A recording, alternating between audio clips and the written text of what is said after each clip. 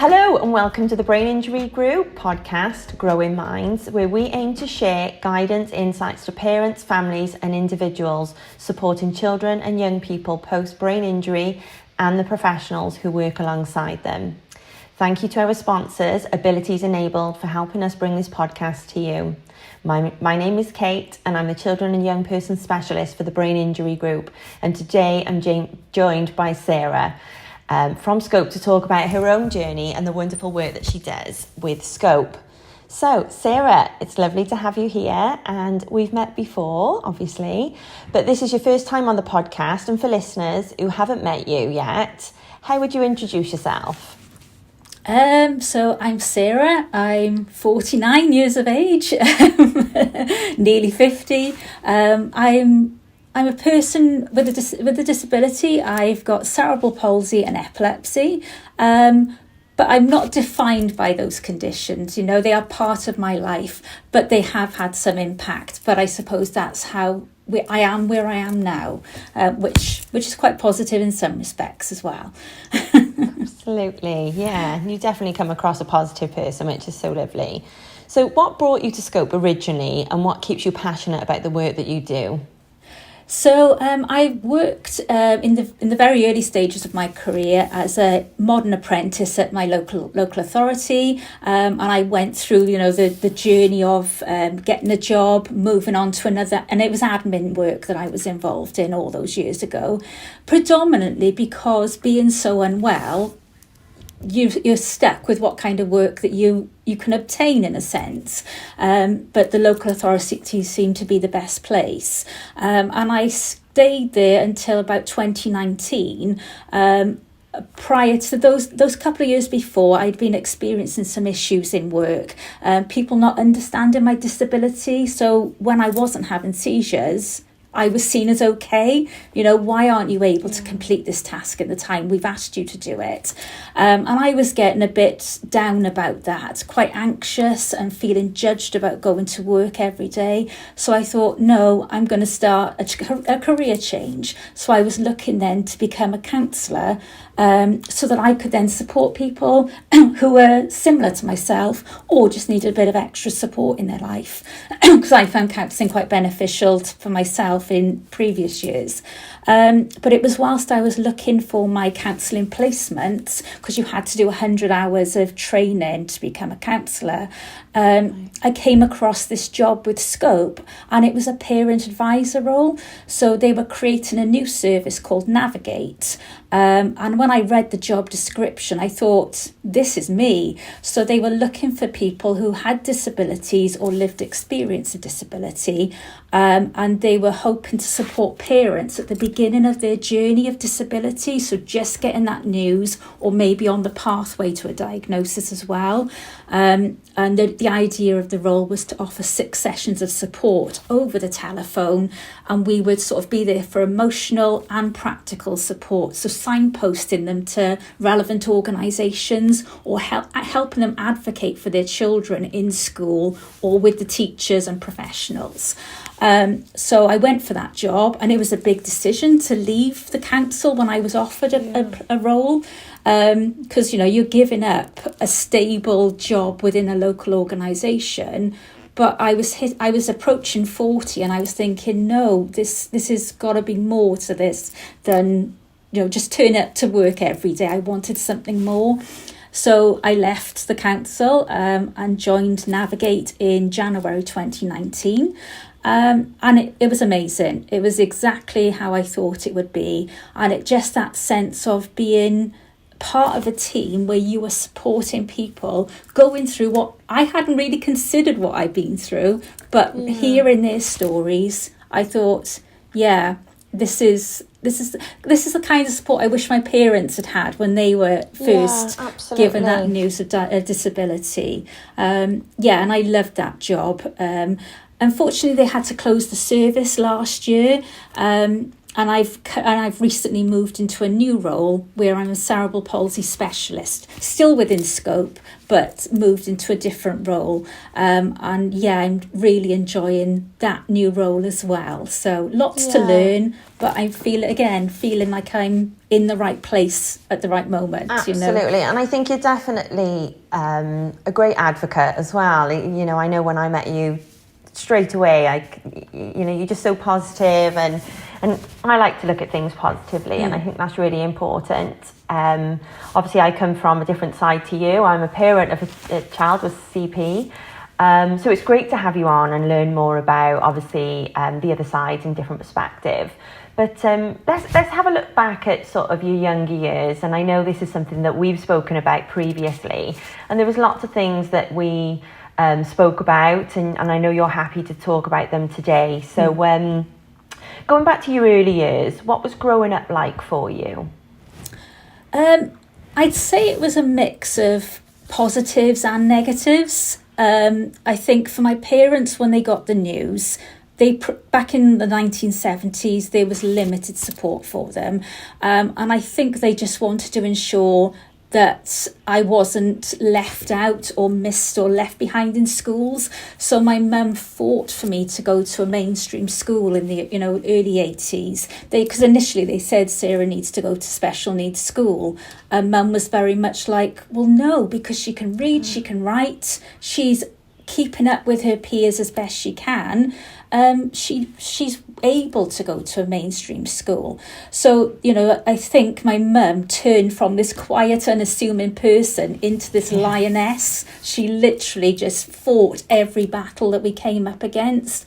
And I think in that respect, because they were such great advocates for me, it gave me the confidence to be able to go to school and partake in activities that maybe other children didn't have the opportunity to do.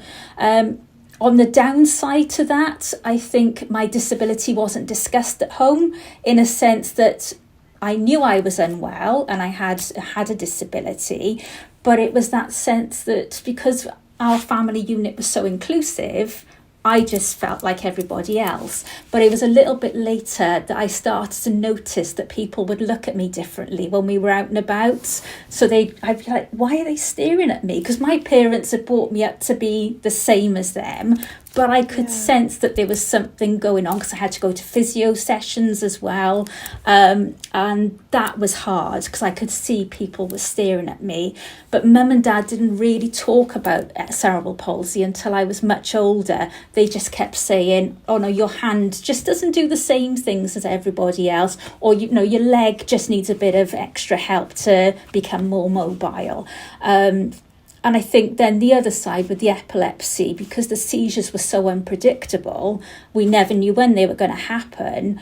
We might have to cancel family plans at the last minute. Yeah. So we could be arranging to go somewhere. I'd have a seizure and we couldn't go. I did feel guilt for that. A lot of the time I felt guilty for being unwell. So I was carrying a lot of that whilst I was growing up, I think. And that was quite tough. And I've only recently acknowledged that. And what age were you at that point? Well, the seizure started when I was 2, so it was continuous, probably, right the way. My seizures stopped, or we got them under control, when I was 30. So it was practically my whole life that I was living with epilepsy and not knowing when the seizure was going to happen. So if we had planned to go out for the day and I was then laid up on the sofa because I just had a seizure, mum couldn't leave me, and it was that either my dad and my sister went out on their own or we all stayed at home. That's that difficulty there. So it wasn't until later on that I realised I'd probably been carrying that guilt, and that was difficult. But at the same time, when I was well, they made sure that we did do the family stuff, and it was that sense of, just because you're living with cerebral palsy and epilepsy doesn't mean we can't go out and do things that other families do. We've just got to make a few adjustments. So carrying the medication around with us all the time in case I was ill out and about. And when I was going out on my own as well, it was, Sarah, you've got to carry your medical information with you just in case, and telling a teenager that was probably quite difficult, and I didn't want to do that.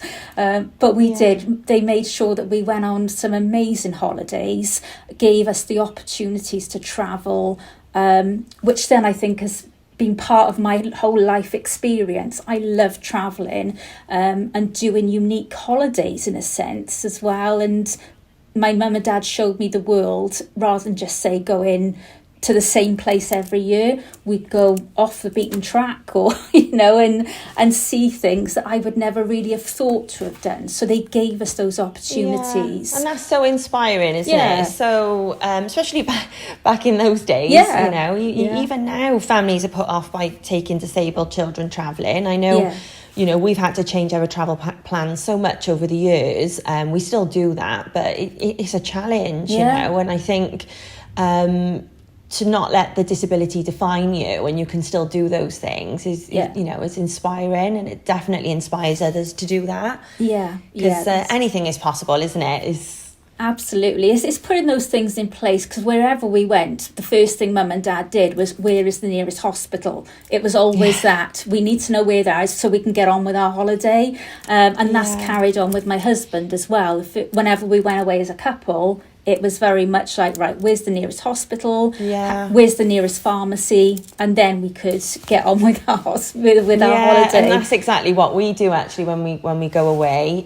We have to look at the hospitals, and if there's everything there, and if we run out of anything, can we still get that? So it's really important. But again, it doesn't restrict you going, does it? And, no.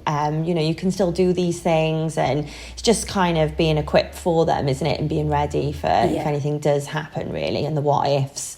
So where were the important moments in your childhood or I can't speak today, or school, that really influenced who you've become today? I think that predominantly my parents being that sort of, they always were behind me in that sense. Not always saying you can do everything, because in fairness to them, they knew I couldn't do everything, but they made adjustments to the way that I did things, or they taught me how to do things.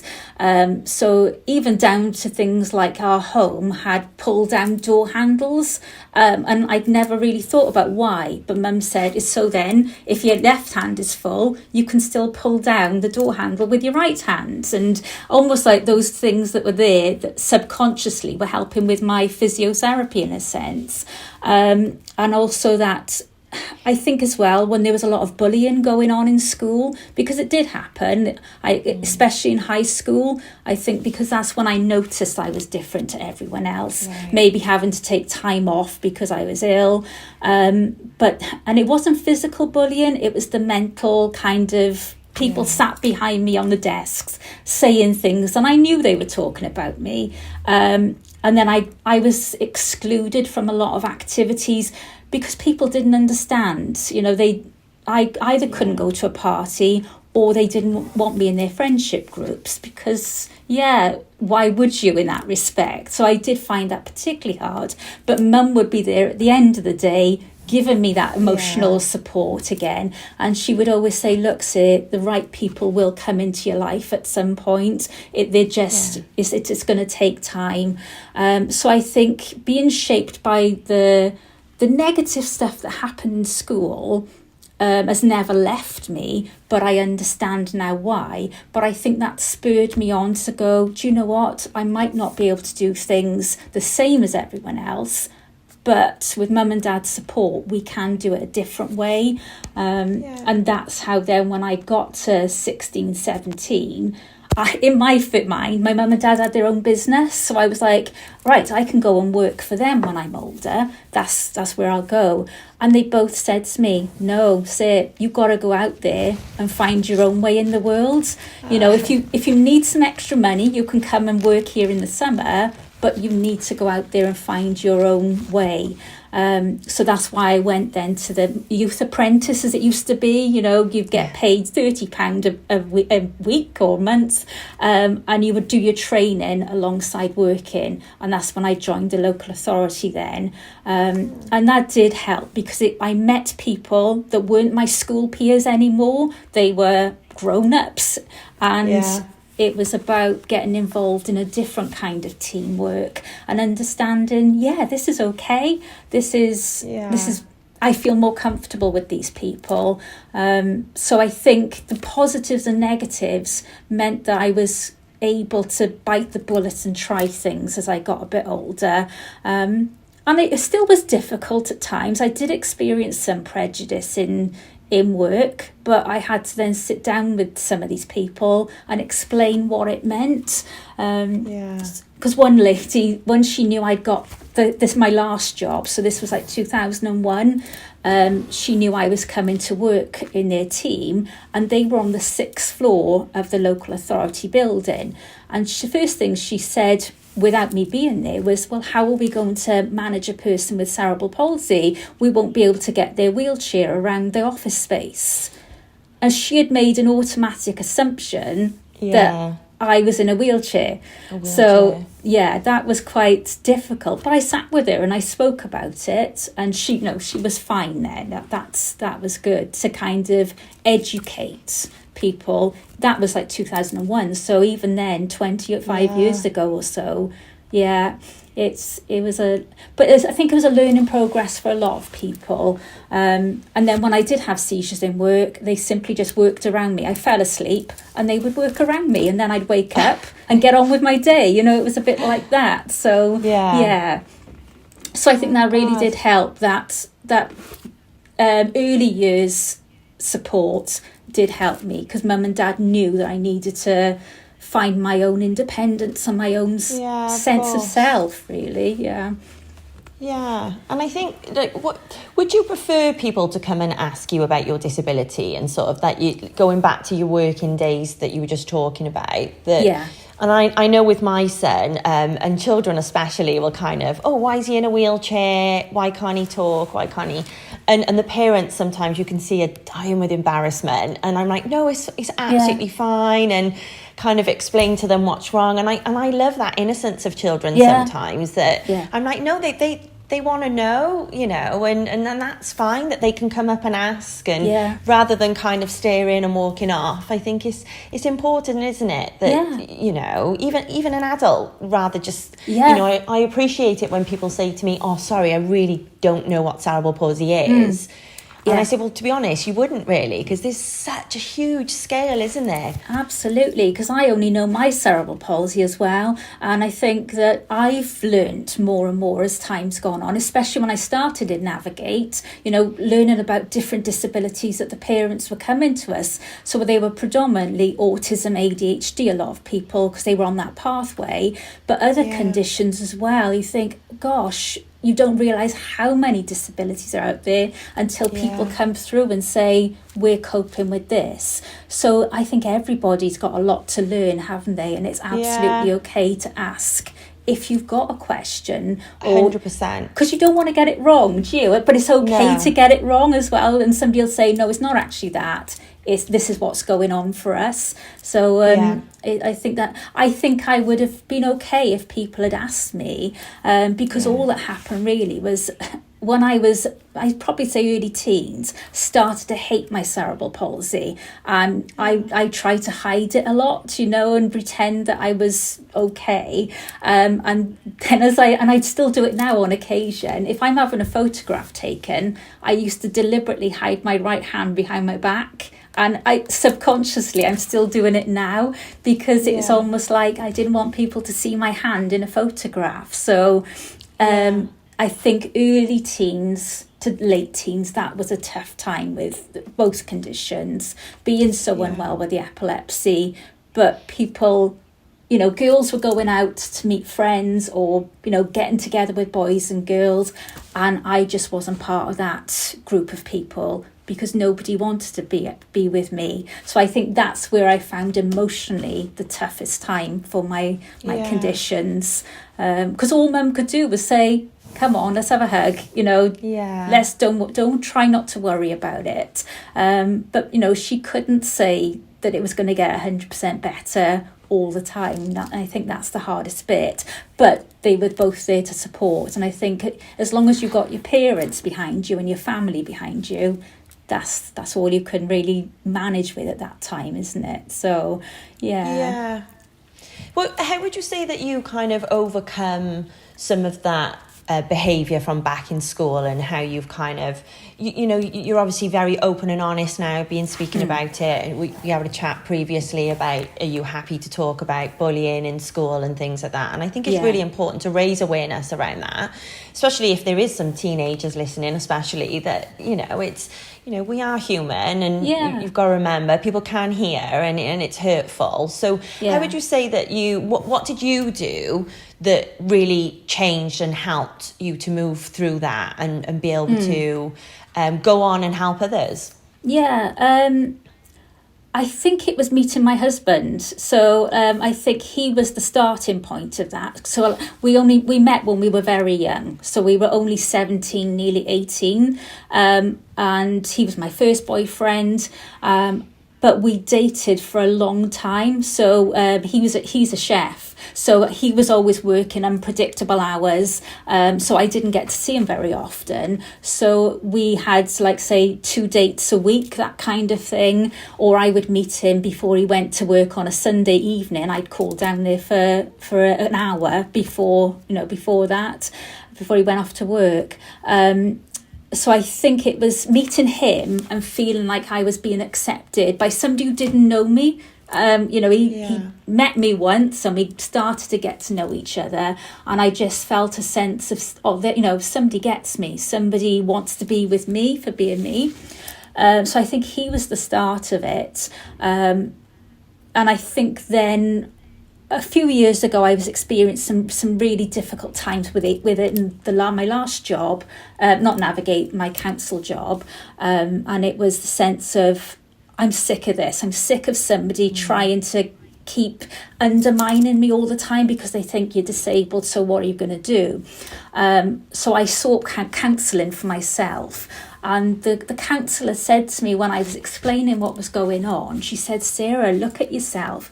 She said, you've got a core of steel inside you. She explained what I was managing: working, family, disability, trying to have a relationship with my husband at that time. We were managing all of this, and she said, you are coping with so much, but you're getting up every day and you're going to work, or you're managing your family, whatever it looks like, because I was a mum at that time as well. So I think it just gave me the insight that I don't have to be this person. And I'd also then in the recent years met people at Epilepsy Action. So I decided to go and connect with them when my seizures came under control. And again, I was accepted for being me again. Learned more about epilepsy, and I think that really helped me there as well. So it was meeting, as my mum said, meeting the right people at the right time helped me to understand who I was in that shape. And that's when then I started to think, I'm okay now. The bullies have always remained, but they don't impact me like they used to now. That sense of the thoughts and the feelings I experienced back then are still there, but they're a reminder of, no, you don't have to put up with that. You can speak to people, you can talk about it, or just go, I don't need you in my life. So generally, that's how I went. You're not bringing anything to my life. That's the end of it. And there's even been talk of a school reunion. I saw it on our Facebook groups and things. And I thought I could go back to it, but I don't want to. I don't want to go. What value is it? Yeah.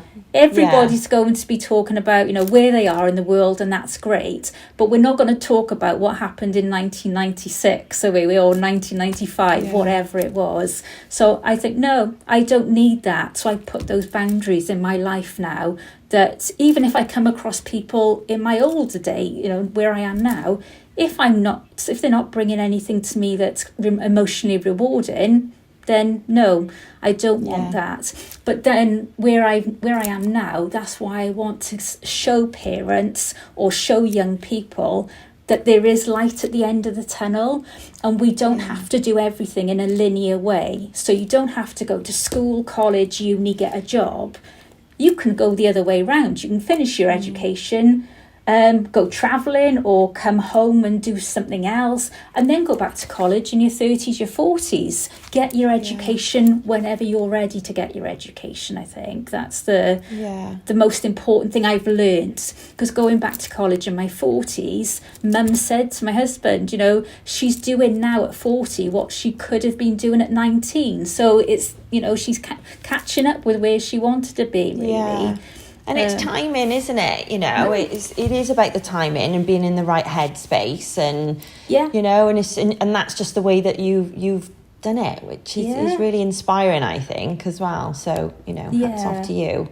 But so anyone who doesn't really know about Scope and the amazing work that they do, what with your role that you're currently doing now, and then the work that they're doing and the strategy changes that they're making, how would you what opportunities and things and strategy improvements are they making currently?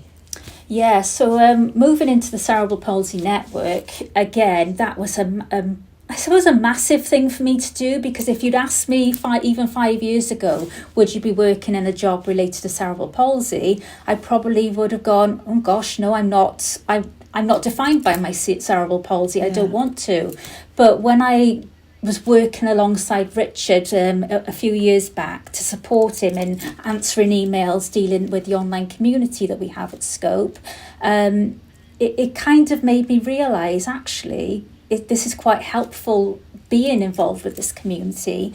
So then he wanted to make sure that cerebral palsy still has a massive place within Scope, because Scope's a pan disability charity now. It became pan disability in 1994, so we look after all types of disability. But at the heart of Scope, effectively, is where it all began, and that was the Spastic Society, and it was created by those families that needed a space for their children to have support and as, you know, social be part of social society and things, and that has been a thread right the way through Scope, if you like. Richard Luke is really passionate about people with cerebral palsy having that support.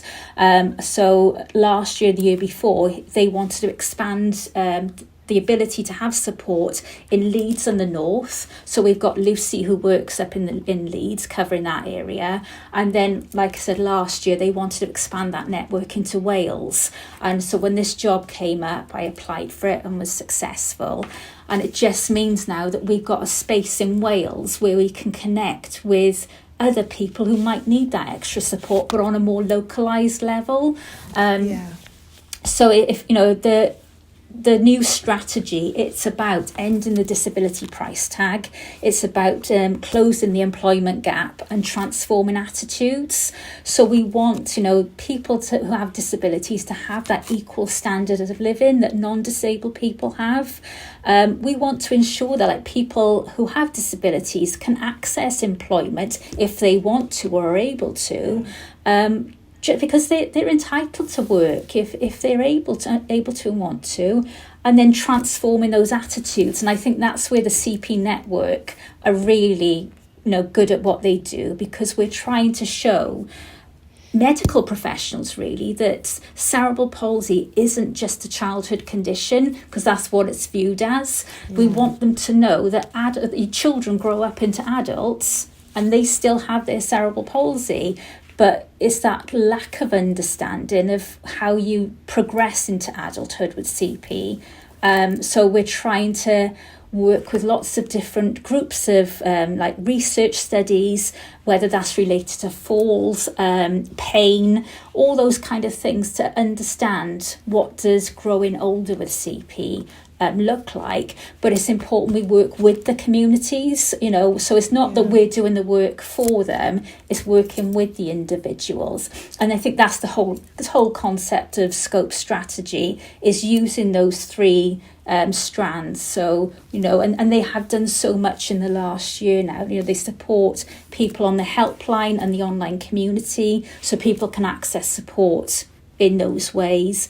We've got the Disability Energy Support Service, so if people are struggling with their energy bills, there's a place for them to do that.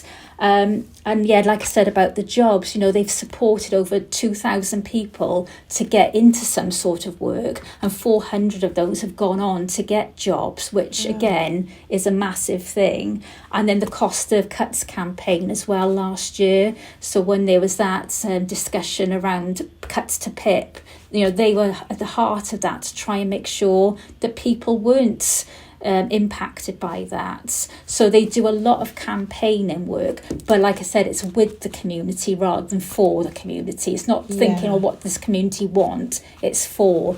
And I think then with our network, we host monthly meetings so that people can come along and talk about what they want to talk about. We say to them, what would you like to talk about at our next meeting? And they might say, well, I'm feeling a bit low today, so we've got an organisation that come along and do a bit of wellbeing work with us, or we'll have specific topics about women and ageing, or women and their own medical needs, or just knowing that we're at the end of a phone for people to come and talk to us as well. And that's what I've learned more about then is, oh my gosh, there's so much more to cerebral palsy. And I feel like I'm growing in the job now because I'm learning what having CP means for so many people. And that's helpful for me as well. Because like I said earlier, I've only ever known my own cerebral palsy. So having this network of people all across the UK really has been really enlightening. And when I said it's the people that come into your life at certain times, I think meeting Rich a couple of years back, I didn't know then how much of an influence he was going to have on my life 2 years later. So I think with him, I've come to that acceptance of my cerebral palsy as well in that respect, whereas maybe a couple of years I hadn't. So being part of the charity has really helped me understand myself more as well. I think that's so important for people to know that.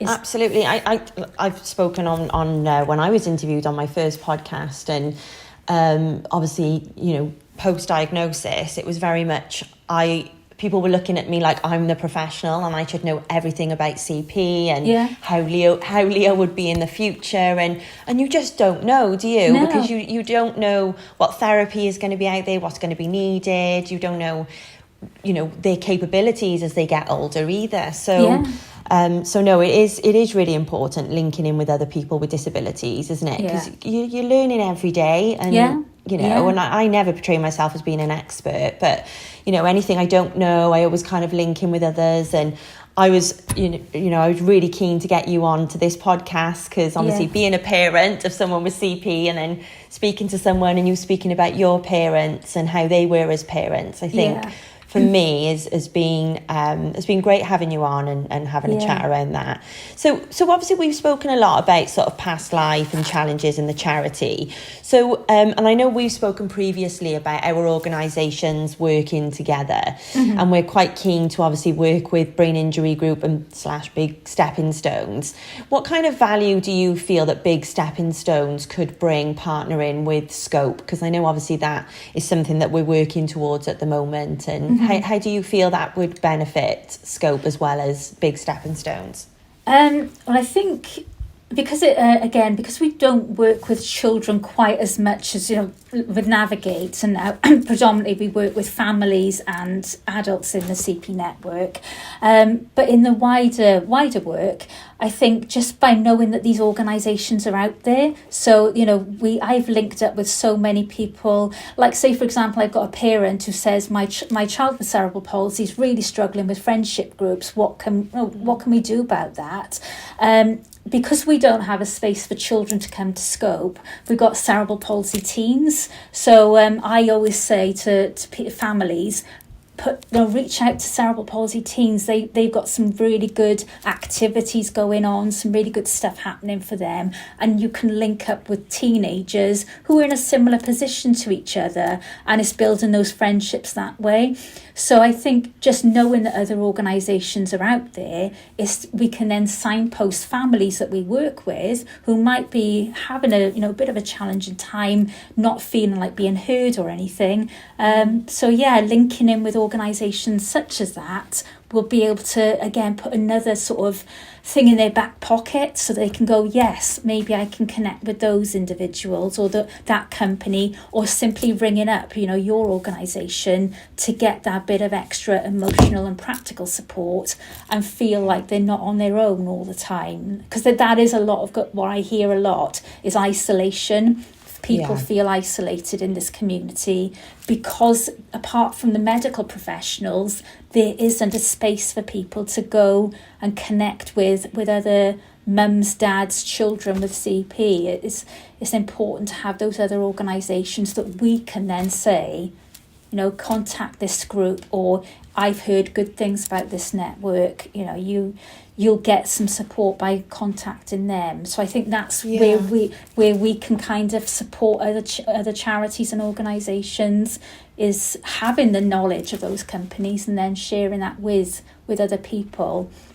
Yeah, because there's so many out there now, isn't there? And it's really important that and it becomes very overwhelming for parents and carers to find, because there is so many great organisations out there, but as we know, we start Googling and then before we know it, we've not actually achieved anything. We've just created a bigger list of to-do list and then nothing gets done.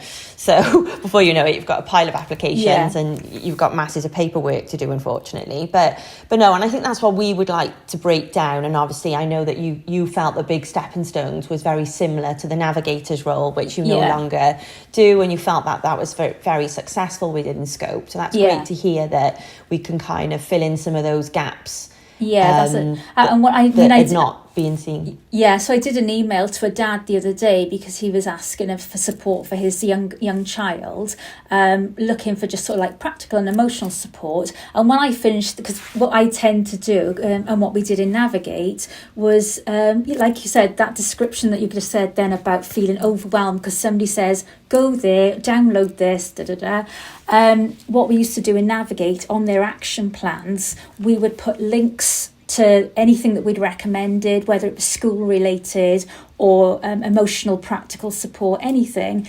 We'd simply copy and paste the links to websites in the email, so the parent didn't actually have to go onto Google. They just clicked on the link and they could refer to it as and when they wanted to. So we'd say to them, keep your emails, every email that I send you, put them in a little folder, and then if you need to know anything about maybe a school related issue, click on the link related to education and it'll take you straight to the website. You don't have to go, oh my God, what was the name of that organisation that the Navigate told me about? So we just found that if they have it in one place, then they're more inclined to remember where they need to go. And we've always said, do it at your own pace as well. Don't feel you have to sit there at the end of your meeting and read every document. Just click on it. Do one link a day if you want to, and then it's a little less overwhelming, isn't it, to manage it. So having direct links as well that we can sort of put in an email or give them over the telephone is, I think, a lot easier than saying, go on Google and look for this. We found that was much more manageable for parents as well. They could do it maybe when their child was in bed, or in school. Just take 5 minutes to go through the most important thing that they need to read.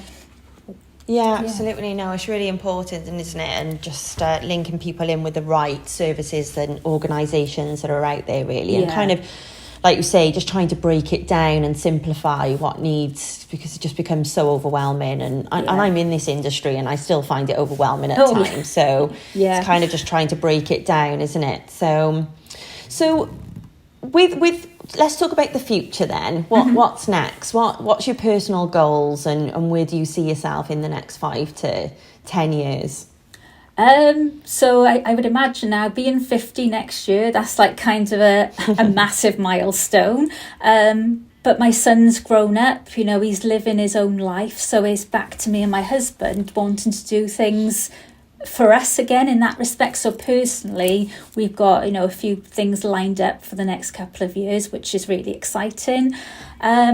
And with the winter months approaching, I'm thinking now I need to get back into my counselling journey. So do a bit more CPD work, a bit more training to keep up with what's been going on. I've had some personal circumstances of taking a step back from counselling because I thought, no, I'm working full time and other things happening. So I thought I need to have a break from counselling for a little bit, but I think it's important to keep up with the learning journey related to counselling. So yeah, that's something I would like to pursue in the future, using my own private practice. But for now, I'm just so happy with the work that I'm doing with Scope and the CP network. It's giving me everything I need for now, I think. So I'm trying not to think too far ahead to the future. I just think being part of the CP network is the right place for me. And I think because it took so long for me to find where I fitted in the world as well, it's more like I need to embrace what I've got now. And just take it. I think I've learned just to take every day as it comes, because you don't know when the epilepsy will return or when things change. So I'm very much like, I need to just embrace every day as it comes along, really. I have got things in the calendar, we got holidays and gigs, because we love comedy, myself and my husband. So we've got comedy gigs booked in for the next couple of months or so. But apart from that, it's a sense of enjoying my job, because like I said, this time last year, I never thought I'd be doing a job like this. And I'm just really enjoying being part of this network. So there's opportunities for the future, and I would love to support disabled people as a counsellor going forward, because I think it's important that I advertise myself as a disabled counsellor as well, not just a person-centred counsellor. And it doesn't mean to say I want to see everybody, I want lots of people to come to me.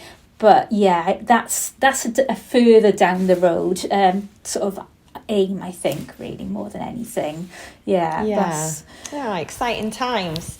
Sometimes you do have to just appreciate what you already have, don't you? Yes, absolutely. And I just think it's when I look back to where I was as a teenager, and I wondered what type of job I would have.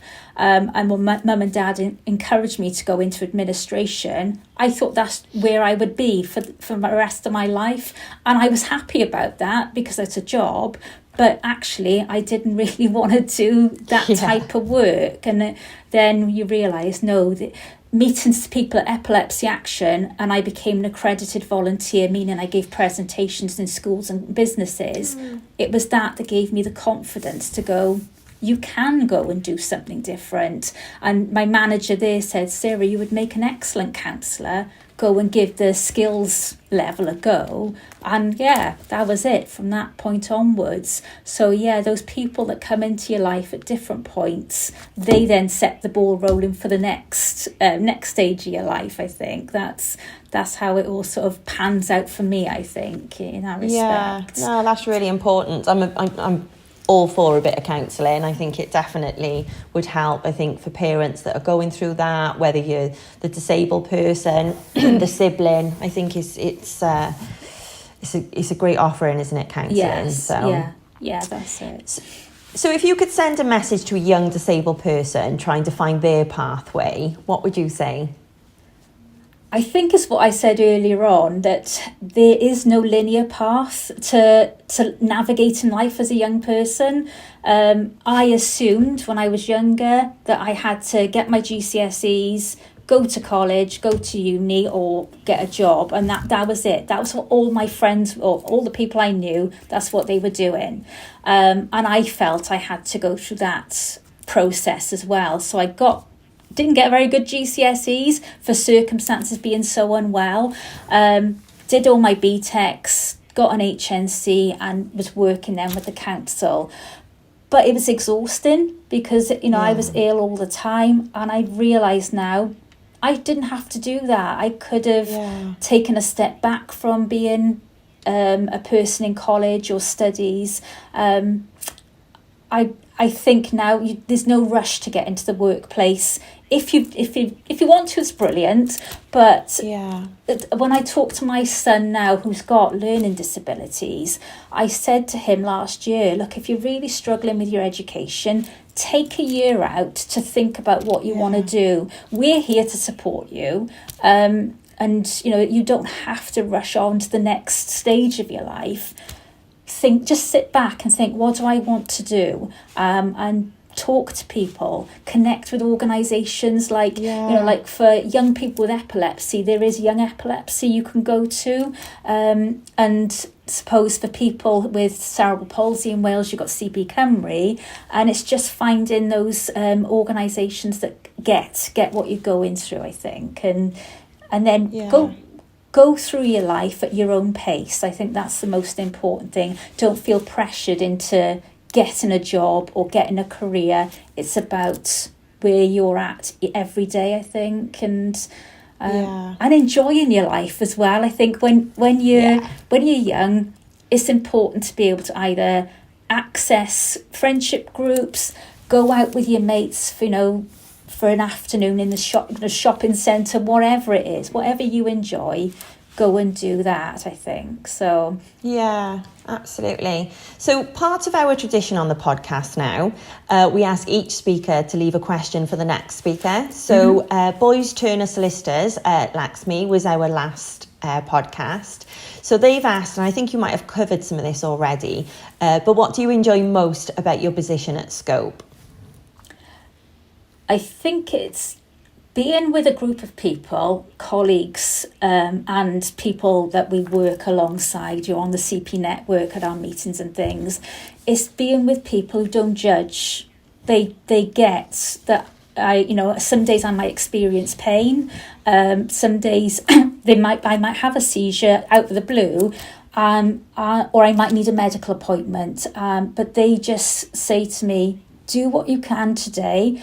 And it's also that thing that I have trouble with my memory. So it's when I say to my manager, I need a bit more time to read through this document, or I need to watch that video again because it hasn't quite sunk in yet. They go, yeah, do that. Take your time to absorb the information. But at the same time, I feel like I'm contributing to the team in the same way as my other colleagues are as well. We're working together to create a network that really works with people and helps them. So that's what I enjoy about the job, is being in an organisation that there isn't judgment, and I experienced a lot of judgment previously from other locations. So and they just get me. So if I say this is going on, they go, yeah, I understand that. Yeah, that's fine. Yeah, and that's so important, isn't it? Because that just changes everything for your mindset and sort of and that trust with who you work with as well. It just changes everything, doesn't it? So, it does. What about? Would you like to leave a question for our next speaker? So we haven't quite got anyone lined up as yet. But would you like to leave a question? Yeah. So probably a similar kind of vein is. What are the challenges and also the benefits of the role that you're currently doing? So something along those lines. Yeah, that's a good question. So, coming to a close. So, Sarah, I just really want to thank you for coming on today, and thank you for being so open and honest and sharing your experiences so generously. It's been incredibly insightful, whether you're living with a disability, you're a parent, sibling, friend or professional. This has been truly valuable and thoughtful conversation, I feel anyway. So thank you. Thank you once again. And thank you for everyone for joining us. And if you'd like to get in contact with Sarah or anything else you'd like to discuss here at the Brain Injury Group, please get in contact with inquiries at braininjurygroup.co.uk. Or if you'd like to learn more about Big Stepping Stones, please get in contact.